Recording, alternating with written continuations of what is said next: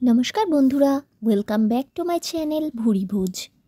ভুরিভোজে আজকের রেসিপি চটপটা চুরমুর। আর এই লোভনীয় স্বাদের চুরমুর বানানোর জন্য প্রথমেই আমি এখানে নিয়েছি সেদ্ধ আলু। আলুগুলো আমি খোসা সমেত সেদ্ধ করেছিলাম। তো খোসাটা ছাড়িয়ে প্রথমে একটু কেটে নেব, ঠিক ফুচকার দোকানে যেভাবে করে নেয়।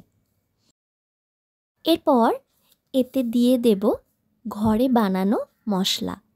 এই মশলাতে রয়েছে জিরে, ধনে, গোলমরিচ, শুকনো লঙ্কা একসাথে ড্রাই রোস্ট করা, তার সাথে চাট মশলা মেশানো আছে।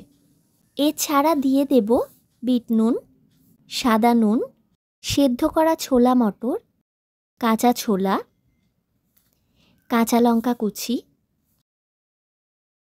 তেঁতুলের কাত আর লেবুর রস। সবটা একটু মাখিয়ে নেব। তারপর দিয়ে দেব ঘরে বানানো পাপড়ি। আসলে ফুচকা তৈরি করতে গিয়ে কিছু কিছু ফোলেনি, তাই যেগুলো ফোলেনি সেগুলোকে এতে দিয়ে দিলাম।